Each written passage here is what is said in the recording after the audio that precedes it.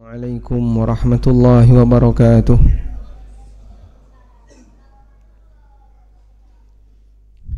Alhamdulillahi rabbil alamin. Wassalatu wassalamu ala ashrafil mursalin nabiyina wa maulana Muhammadin wa ala alihi wa sahbihi ajma'in. Wa ashhadu an la ilaha illallah wahdahu la syarika lah. Wa ashhadu anna Muhammadan abduhu wa rasuluh sallallahu alaihi wa ala alihi wa sahbihi wa man tabi'al huda ila yaumiddin. Alhamdulillah, puji syukur kita haturkan kehadirat Allah Azza wa Jalla. Di kesempatan malam ini kembali kita lanjutkan kajian dengan membaca buku Al-Lu'lu' wal Marjan fi mattafaqa alaihi syaikhan. Hadis kumpulan riwayat Bukhari Muslim.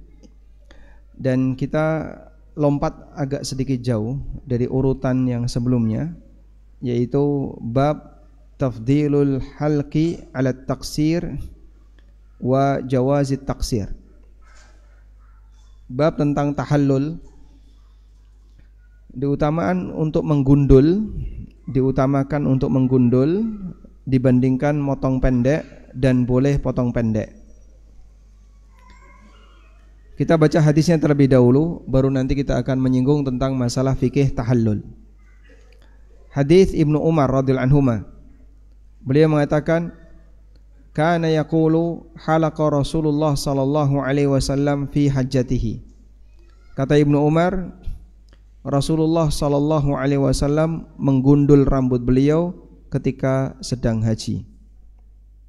Sehingga tahallulnya Nabi sallallahu alaihi wasallam ketika itu adalah dengan cara gundul. Selanjutnya hadis nomor 891. Nomor 891. Hadis dari Abdullah bin Umar radhiyallahu anhuma. Anna Rasulullah sallallahu alaihi wasallam qala, bahwa Rasulullah sallallahu alaihi wasallam mendoakan, Allahummarham al-muhalliqin. Ya Allah, rahmatilah yang cukur gundul. Qalu, lalu para sahabat mengatakan, wal muqassirin ya Rasulullah, termasuk yang cukur pendek ya Rasulullah. Qala Allahummarham al-muhalliqin. Beliau ulangi lagi, ya Allah, rahmatilah yang cukur gundul. Qalu wal muqassirin, ya Rasulullah, termasuk yang cukur pendek. Qala wal muqassirin. Baru kemudian Nabi sallallahu alaihi wasallam mengatakan, dan termasuk yang cukur pendek. Sehingga dari keterangan ini menunjukkan bahwa ada sahabat yang cukur gundul dan ada yang cukur tidak gundul, yang pendek. Makanya saat beliau doakan untuk yang cukur gundul, para sahabat meminta kepada Nabi sallallahu alaihi wasallam agar juga mendoakan yang cukur pendek. Kalau tidak ada yang cukur pendek, mungkin mereka tidak akan minta. Berarti ada sahabat yang juga cukur pendek. Sehingga antara cukur gundul dengan cukur pendek, yang lebih afdal yang mana? Gundul. Kemudian hadis dari Abu Hurairah radhiyallahu anhu, Rasulullah sallallahu alaihi wasallam bersabda, Allahumma ighfir lil muhalliqin. Ya Allah, ampunilah yang cukur gundul. Qalu, kemudian para sahabat mengatakan, walil muqassirin, termasuk untuk yang cukur pendek. Qala Allahumma ighfir lil muhalliqin. Ya Allah, ampunilah yang cukur gundul. Qalu walil muqassirin, kemudian sahabat minta termasuk juga yang cukur pendek. Qalaha salasan, beliau ulangi sebanyak 3 kali. Baru kemudian beliau bersabda, walil muqassirin, dan untuk yang cukur pendek. Baik. Sehingga yang cukur gundul didoakan berapa kali? Yang cukur gundul didoakan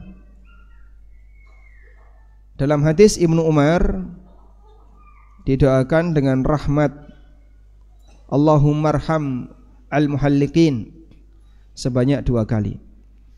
Dalam hadis Abu Hurairah didoakan dengan ampunan. Didoakan dengan ampunan berapa kali? 3 kali. Allahumma ighfir lil muhallikin. Allahumma ighfir lil muhallikin. Allahumma ighfir lil muhallikin walil muqassirin. Baru kemudian yang cukur pendek didoakan sekali. Yang cukur pendek tidak sampai gundul didoakan dengan rahmat dan ampunan sebanyak berapa kali? 1 kali. Masing-masing 1 kali. Taib. Dan ini menunjukkan bahwasanya ketika tahallul gundul lebih afdal daripada cukur pendek. Selanjutnya,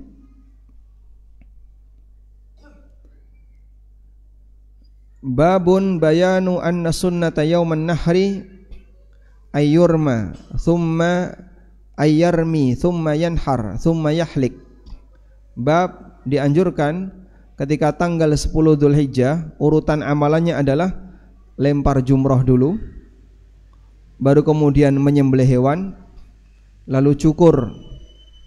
Wal ibtida'u fil halqi bil janibil aiman, dan dianjurkan untuk memulai cukur dari sisi kanan, min ra'sil makhluk, dari kepala yang dicukur.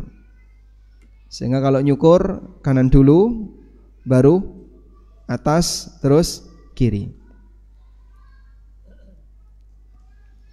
Hadis dari Anas bin Malik radhiyallahu anhu, anna Rasulullah sallallahu alaihi wasallam lamma halaka ra'sah, bahwa Rasulullah sallallahu alaihi wasallam ketika mencukur rambutnya, kana Abu Talha awwala man akhadha min sya'rihi. Abu Talha adalah orang yang pertama kali mengambil rambut Nabi sallallahu alaihi wasallam, lalu dibagi-bagikan. Kemudian rambut itu dibagi-bagikan. Ada yang dapat sekian helai, ada yang dapat sekian helai, dibawa pulang. Maka mereka tidak dapat satu kumpulan, tapi mereka dapat apa? Serpian-serpian. Ada yang cuma dapat 3 helai, ada yang dapat 5 helai. Karena rambutnya Nabi SAW ketika dicukur diambil oleh Abu Talha, kemudian dibagi-bagikan kepada banyak orang. Untuk apa itu?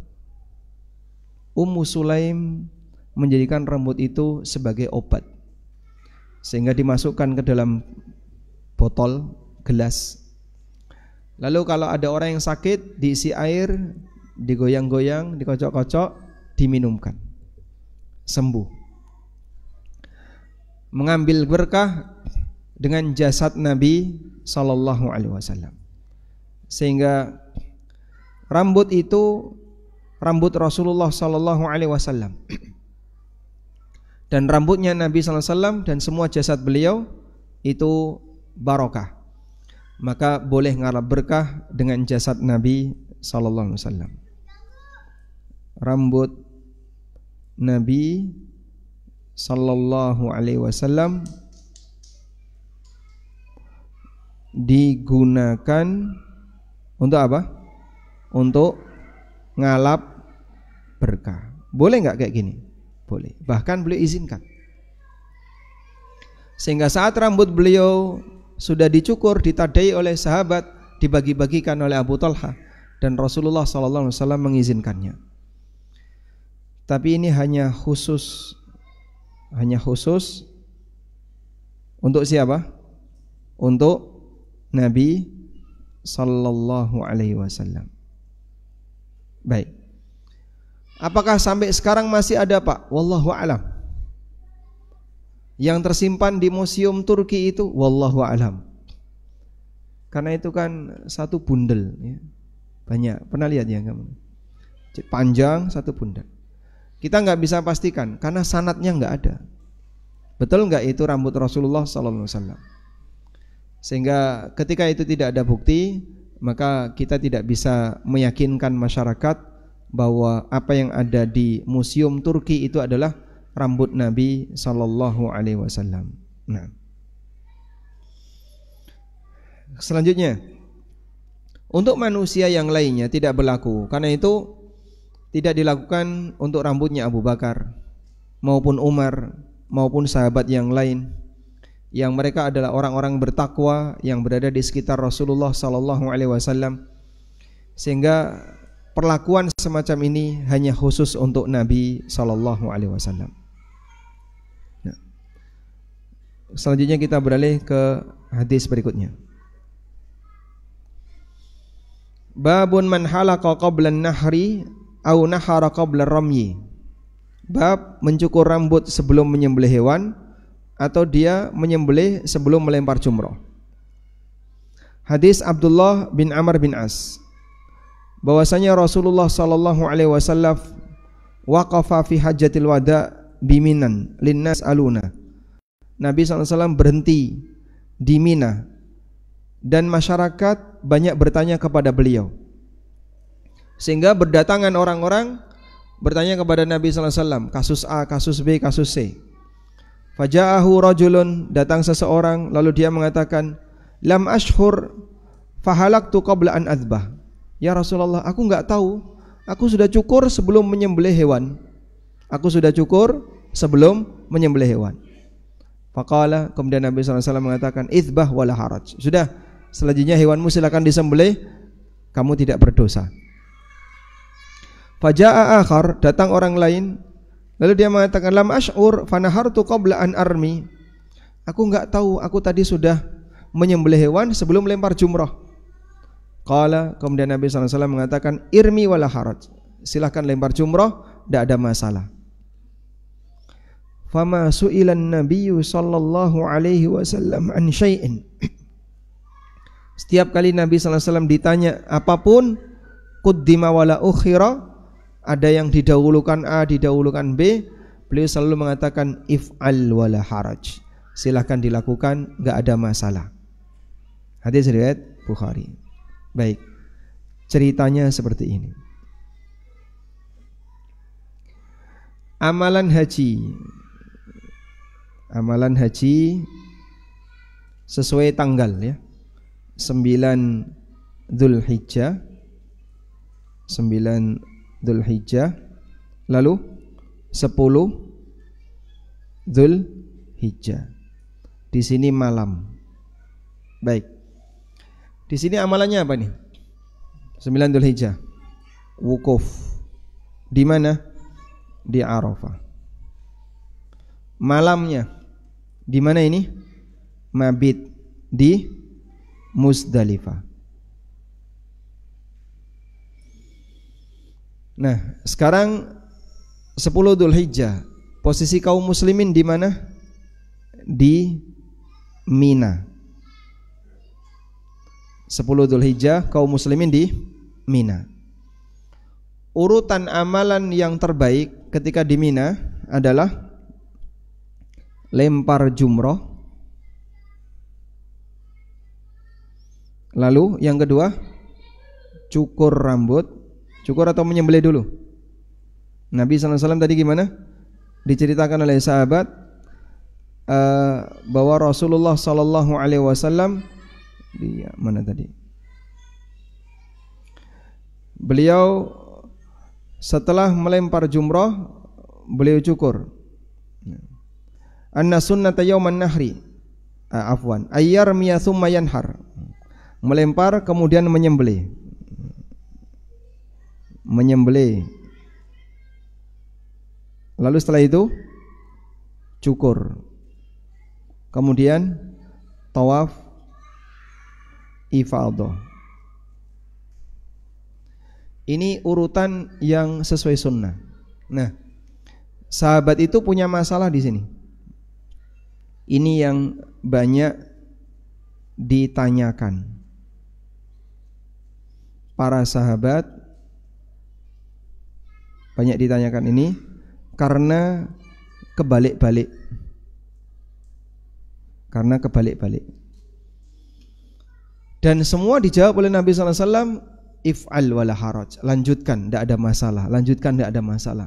Sehingga ada yang menyembelih sebelum melempar, ada yang sudah cukur sebelum menyembelih, ada yang sudah tawaf sebelum cukur, Ada yang sudah ini sebelum ini, ada yang sudah ini sebelum ini.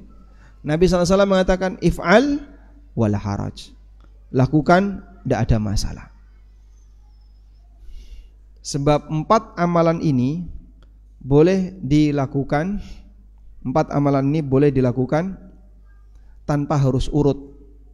Yang penting dilakukan di tanggal 10. Kalaupun tertunda di tanggal 10 hukumnya boleh. Demikianlah kelonggaran yang terjadi pada kegiatan haji. Di tanggal 10 tidak harus urut seperti ini. Makanya kadang ada yang tawaf dulu, ada yang menyembelih dulu, ada yang lempar dulu. Tapi kalau mau sesuai sunnah, dianjurkan sesuai urutan berikut ini. Lempar jumrah, kemudian menyembelih, lalu cukur dan tawaf ifadah. Begitu? Jadi kenapa tadi ada pertanyaan, saya sudah ini sebelum ini, silahkan lanjutkan, gak ada masalah. Karena dia menyalahi urutan. Dalam hadis Ibnu Abbas radhiyallahu anhuma, anna Nabiyya sallallahu alaihi wasallam qila lahu, bahwa Nabi sallallahu alaihi wasallam mendapatkan pertanyaan, fi dzabhi wal halqi war ramyi at-taqdim wat ta'khir, berkaitan dengan menyembelih hewan, bayar dam, cukur rambut, melempar jumrah. Kadang didahulukan A, kadang didahulukan B, kadang didahulukan C. Faqala, beliau hanya mengatakan la haraj, enggak ada masalah. Artinya apa? Sekali lagi, tidak harus sesuai dengan urutan. Wallahu alam. Baik. Selanjutnya, sekarang kita akan membahas masalah tahallul. Tahallul dari kata tahallala, tahallala yatahallalu, tahallala yatahallalu. Artinya apa? Menjadikan diri kembali halal. Menjadikan diri kembali halal. Karena sebelumnya ihram, orangnya disebut muhrim, dia sedang ihram. Lalu setelah itu tahallul. Nah, saat dia sudah tahallul, maka dia berubah jadi halal. Apa bedanya orang dalam kondisi ihram dan dalam kondisi halal? Di sini ada banyak larangan. Kalau di sini bebas seperti semula. Dah? Inilah definisi tahallul. Baik. Nah, tahallul, ada tahallul untuk umrah, ada tahallul untuk haji. Sekarang coba kita lihat penjelasan berikut ini. Nah.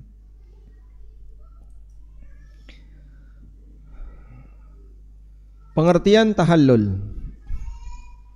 Tahallul secara bahasa, halal muhrimu yahillu halalan wa hillan. Orang yang ihram menjadikan dirinya halal. Idza halalahu ma yahrumu alaihi min mahdzuratil haji. Apabila dia telah halal untuk melakukan aneka yang haram dalam larangan-larangan haji. Wa rajulun halalun, orang dalam keadaan halal, artinya dia tidak sedang ihram. Wala mutalabbisin bi asbabil haji, dan tidak sedang melakukan kegiatan haji. Jadi lawannya muhrim tadi apa? Lawannya muhrim halal. Ada muhrim. Lawannya halal. Rajulun muhrim, orang sedang ihram. Jangan sentuh, bukan muhrim. Salah atau benar? Salah. Yang benar mahram. Kadang orang kebalik-balik ya. Muhrim, mahram. Salah apa itu udah? Kalau mahram itu apa? Orang yang tidak boleh kita nikahi. Kalau muhrim, orang yang sedang ihram. Baik, meluruskan istilah dulu. Ada muhrim, ada mahram. Kalau ini apa? Sedang ihram. Jadi kalau di motor ada tulisan dilarang bonceng, bukan muhrim, salah atau benar? Benar, nggak ada orang muhrim di Indonesia. Di Indonesia ada nggak orang muhrim? Nah ada, dia bukan muhrim. Makanya bajunya baju pakai kain tidak sedang ihram. Muhrim itu artinya sedang ihram. Kalau mahram, orang yang tidak boleh dinikahi. Nah, tolong yang sudah belajar bahasa Arab jangan kejungkir. Sebut mahram dengan muhrim, nanti kalau ketemu orang Arab diketawain itu. Jadi sok sudah berarab, tapi salah penggunaan kata. Ya, tapi tidak apa-apa ya. Penyesuaian. Boleh itu. Silaturahim itu kan cuman bahasa Indonesia sama bahasa Arab. Bahasa Indonesianya silaturahmi, bahasa Arabnya silaturahim. Kalau itu bebas, nggak ada yang salah. Lanjut ya. Berikutnya. Wa halal rajulu idza kharaja ilal hilli anil harami. Seseorang telah menghalalkan dirinya, artinya dia sudah keluar ke tanah halal, meninggalkan tanah haram. Tahallul secara istilah pengertiannya adalah al-khuruju minal ihram. Orang sudah selesai ihram.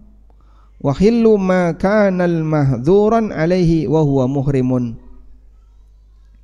Dan dia sudah halal untuk melakukan apa yang sebelumnya terlarang pada saat dia ihram. Demikian definisi tahallul secara istilah. Insyaallah kita paham. Saya ulang ya, tahallul secara istilah apa? Orang yang menghalalkan dirinya dengan diperbolehkan melakukan hal yang terlarang ketika ihram. Selanjutnya, ma yahsulu bihi tahallul al-awwal. Apa yang bisa menyebabkan orang itu jadi tahallul? Apa yang bisa menyebabkan orang itu jadi halal? Nah, di sini perlu dipisahkan antara umroh dan haji. Saya ulang lagi ya. Tahallul bisa dilakukan ketika terjadi pada umroh adalah ketika sudah selesai 4 kegiatan. 1. Ihram. 2. Tawaf. 3. Sa'i. 4. Cukur. Kalau sudah 4 kegiatan ini, maka dia halal. Ya. Sehingga cukur itu bukan tahallul, itu cukur.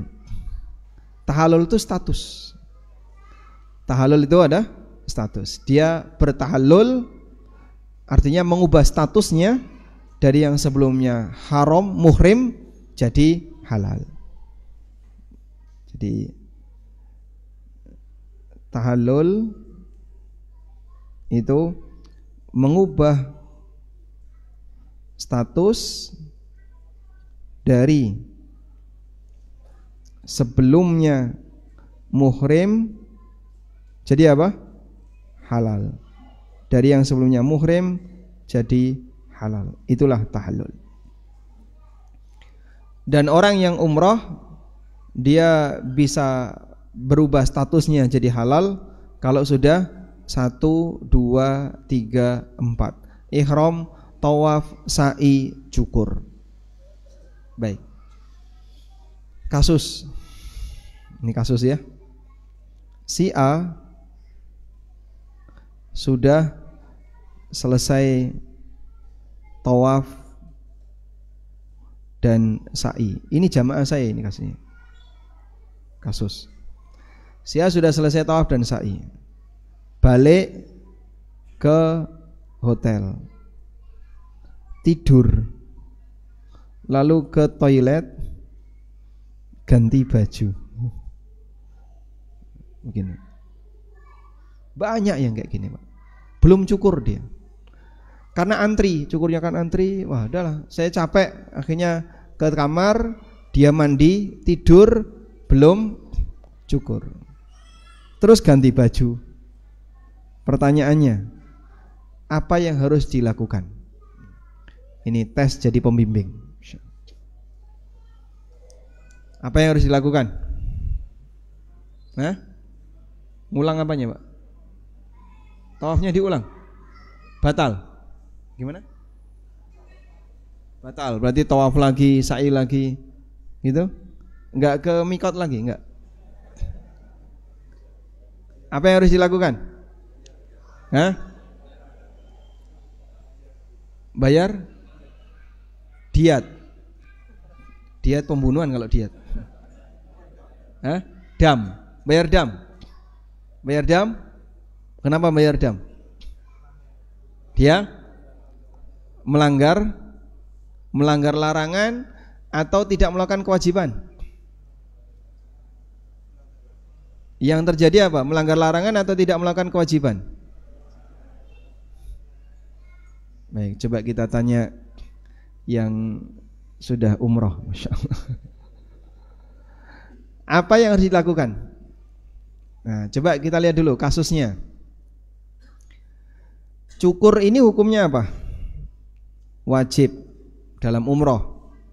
Ini rukun 1, 2, 3. Ini rukun umroh. Ini wajib umroh. Ya? Maka ketika dia ganti baju, berarti yang terjadi apa? Melanggar larangan atau tidak melakukan kewajiban? Ada dua keadaan. 1, jika tidak cukur sama sekali, ayo cukur, nggak mau. Pokoknya nggak mau cukur. Tidak mau cukur sama sekali, ini meninggalkan kewajiban. Kalau ini meninggalkan kewajiban, sudah? Karena meninggalkan kewajiban, maka bayar dam. Ayo potong rambut, cukur. Enggak mau. Pokoknya enggak mau cukur, dipegangi tetap enggak mau. Sampai dia pakai helm biar enggak dicukur. Ya sudah, kalau gitu bayar dam. Ya wes, aku bayar dam. Bayar dam dia. Karena ketika dia enggak mau dicukur, dia meninggalkan kewajiban. Wajib bayar dam. Satu. Yang kedua, dia mau cukur tapi tertunda. Nah, berarti ganti baju tadi statusnya adalah melanggar apa? Larangan. Nah, kalau dia tahu melanggar larangan dalam posisi dia tahu, maka jika tahu, kewajiban dia adalah fidyah. Lebih ringan ya, memberi makan 6 orang miskin, dia harus bayar fidyah. Ya. Kalau dia tidak tahu, pendapat yang lebih kuat, dan ini juga fatwanya Syekh bin Baz dan beberapa ulama yang lainnya, maka tidak ada fidyah, tidak ada hukuman apapun. Tapi ya, di sini tetap ada tapinya ya. Harus segera apa? Segera salah. Bukan segera cukur. Segera pakai ihram. Segera ganti ihram. Nah, karena ihramnya belum selesai. Kesalahan dia pakai baju tadi, segera lepasi bajunya, Pak. Oh, di tempat umum kayak gini ya, maksudnya masuk kamar ganti kain yang tadi Bapak pakai. Sehingga tidak boleh menunda. Kalau dia nggak tahu, saya nggak ngerti, Ya sudah, Bapak segera masuk kamar, ganti kain ihram, terus ke barbershop cukur. Nah, kalau nggak segera, udahlah enggak apa-apa lah. Blonjo sih, blonjo. Kena fidyah. Karena dia sudah ganti baju, apalagi tinggal turu tadi. Saya sudah gerah dengan kain ihram kan, kalau kena keringat itu dipakai hampir 24 jam itu. Dari mulai siang di Madinah sampai siang atau pagi hari di Mekah. Ya anggaplah 18 jam. Dipakai 18 jam udah bau keringat. Dia nggak mau pakai itu. Tinggal tidur. Kena apa? Fidyah. Setelah dia diingatkan tidak segera ganti, maka dia kena fidyah. Sehingga harus segera ganti jika dia tahu kena fidyah. Kalau nggak tahu tidak ada fidyah. Wallahu a'lam. Walhamdulillah. Insyaallah paham ya? Baik. Dan kasus seperti ini cukup banyak. Nah, selanjutnya apa tadi? Berikutnya adalah tahallul untuk haji. Tahallul untuk haji.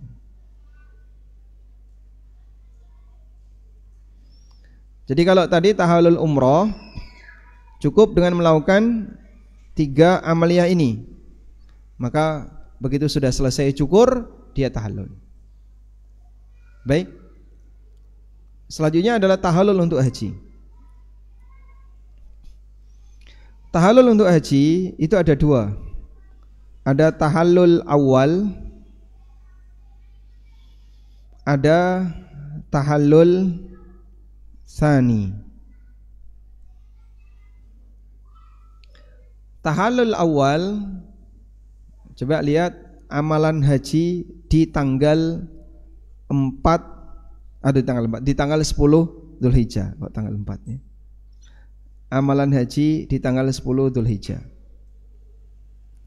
Amalan haji di tanggal 10 Dzulhijjah tadi kan ada 4 itu ya. Apa saja tadi, Pak? Lempar jumroh, menyembelih, cukur, dan tawaf ifadah. Baik. Anda kurangi menyembelih. Loh, kenapa Pak menyembelih dikurangi? Karena menyembelih ini tidak berlaku bagi yang haji ifrad. Sehingga dalam haji ifrad tidak ada bayar dam. Maka kegiatan orang yang haji ifrad di tanggal 10 Dzulhijjah hanya 3. Lempar jumroh, cukur, tawaf ifadah. Sudah?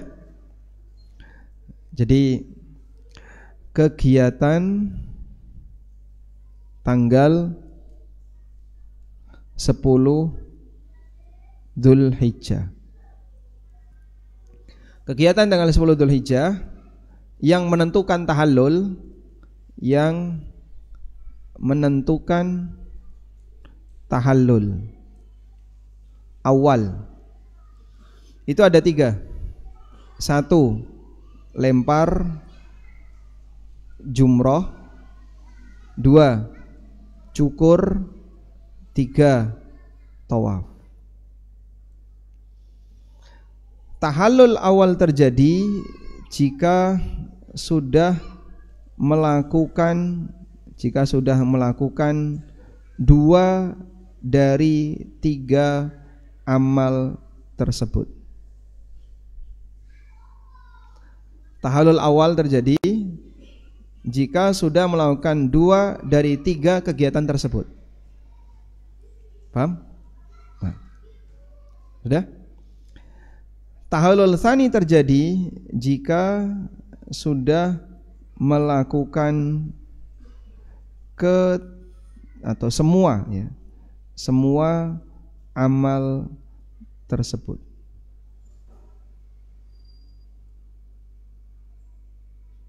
Baik. Bisa dipahami insyaallah ya? Nah. Jadi kalau misalnya lempar jumroh, setelah itu langsung cukur, nah, berarti sudah tahallul awal. Tawafnya kapan? Nanti. Masih jauh antri untuk karena dari Mina ke Masjidil Haram berjarak cukup lumayan dan padat. Sehingga di Mina dia lempar jumroh, Aqabah, terus cukur. Maka sudah tahallul awal. Ya. Terus nanti malam dia tawaf. Begitu dia tawaf, maka sudah tahallul tsani. Baik. Kita lanjutkan. Jika sudah, ini nanti kita tulis konsekuensi tahallul awal dan tsani. Nah, nanti setelah adzan ya. Wassallallahu ala nabiyyina Muhammadin wa ala alihi wa sahbihi wasallam.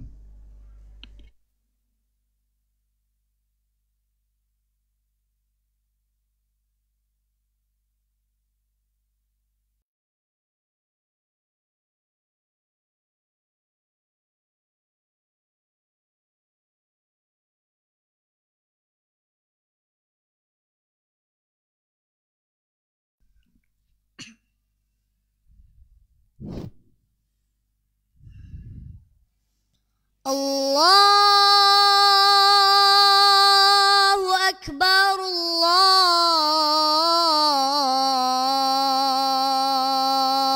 Allahu Akbar. Allahu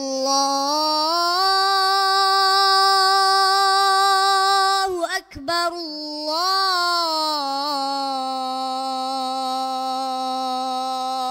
Akbar.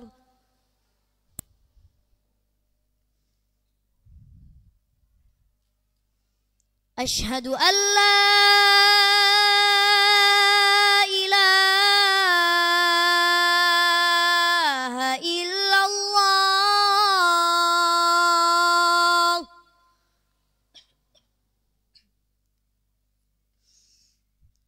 Asyhadu an la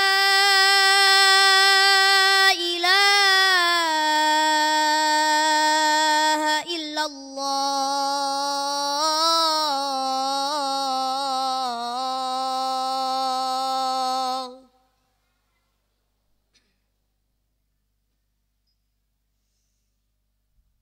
Asyhadu anna Muhammadar Rasulullah.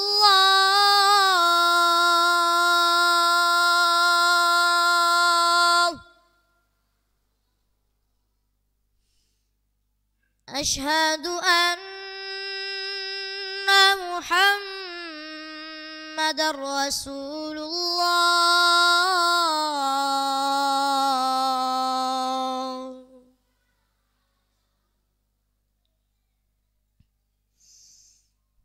Hayya 'alas shalah.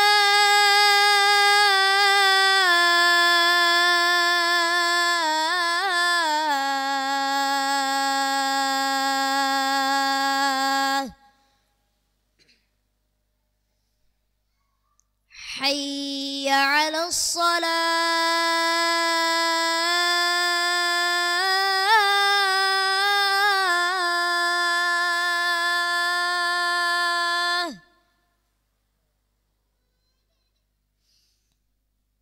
Hayya 'alal falah.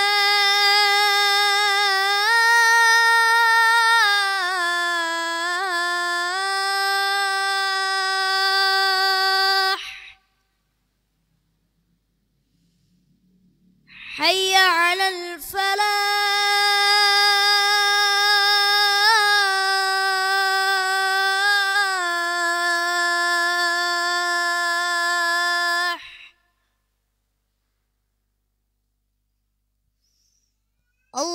Allahu Akbar,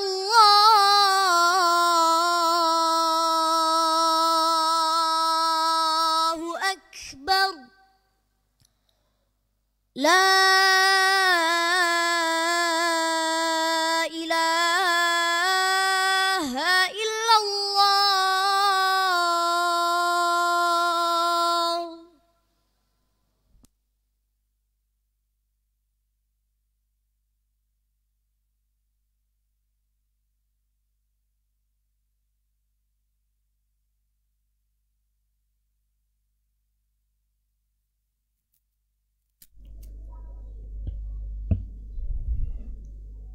Alhamdulillah, wassalatu wassalamu ala Rasulillah wa ala alihi wa sahbihi wa mawalah. Wa ashhadu an la ilaha illallah wahdahu la syarikalah wa ashhadu anna Muhammadan abduhu wa rasuluh. Coba kita lihat, tadi kita membahas tentang kapan seseorang bisa disebut tahallul awal dan tahallul tsani. Ini tadi ya, melihat 3 amaliyah dari jamaah haji ini. Hafalkan: lempar jumrah, cukur, tawaf ifadah. Tawaf ifadah. Baik. Berikutnya, di sini ada khilaf yang terjadi di antara para ulama. Kapan seseorang mendapatkan tahallul awal? Ada 3 pendapat. Pendapat yang pertama, orang mendapatkan tahallul awal bi fi'li itsnaini min tsalatsa, ketika dia sudah melakukan 2 dari 3 amalan tadi, baik melempar jumrah, cukur atau tawaf. Ini pendapat Asy-Syafi'iyah, pendapat Hambali, dan pendapat yang dipilih oleh Syekh Ibnu Baz rahimahumullah. Dalilnya keterangan Aisyah radhiyallahu anha, beliau mengatakan, tayyabtu Rasulullah sallallahu alaihi wasallam biyadayya hataini hina ahrama. Aku melumuri badan Nabi sallallahu alaihi wasallam dengan minyak wangi, dengan menggunakan tanganku ini. Dibalur oleh Aisyah dengan minyak wangi badan Nabi sallallahu alaihi wasallam. Hina ahrama, ketika beliau memulai ihram. Jadi saat masih di Dzulhulaifah, sebelum mulai ihram, dibalur dulu dengan minyak wangi, baru kemudian beliau menggunakan kain ihram. Walihillihi hina ahalla qabla ayyatufa, dan ketika beliau tahallul, hina ahalla, ketika beliau tahallul sebelum beliau tawaf. Wa basatat yadaiha, dan Aisyah menjulurkan kedua tangannya, menunjukkan saya pakai ini dulu. Baik. Dan ini menunjukkan bahwasanya Nabi SAW sudah halal ketika itu setelah melakukan 2 dari 3 amal. 2 itu apa yang sudah dilakukan? Lempar jumrah dan cukur. Lempar jumrah dan cukur. Makanya kata Aisyah, qabla ayyatufa, sebelum beliau tawaf ifadah. Selanjutnya, pendapat yang kedua, bahwa bisa anna ramya wal halqa nusukani yata'aqqabuhuma al-hillu fakana hasilan bihima. Bahwa untuk bisa tahallul adalah jika yang dilakukan melempar jumrah dan cukur. Maka kalau baru tawaf, belum melempar jumrah, belum boleh tahallul. Baru bisa tahallul jika sudah apa? Lempar jumrah. Baik. Selanjutnya, ada pendapat yang lain bahwa bisa mendapatkan tahallul apabila al-halqi ba'da ramyi wala yahillu lahu birramyi qabla al-halqi syai'un. Jika yang dilakukan adalah cukur setelah melempar, dan tidak halal untuk melempar sebelum cukur. Wala yahillu lahu birramyi qabla al-halqi syai'un, dan tidak halal untuk melakukan apapun dengan hanya sebatas melempar sebelum dia cukur. Dan ini mazhabnya Hanafiyah. Wallahu alam, dari sekian banyak pendapat itu yang benar adalah pendapatnya Syekh bin Baz rahimahullah, dan itu pendapat Syafi'iyah dan Hambali, bahwa yang namanya tahallul bisa terjadi dengan melakukan 2 dari 3 amalan tadi. Baik, berikutnya kita bahas konsekuensinya. Konsekuensinya,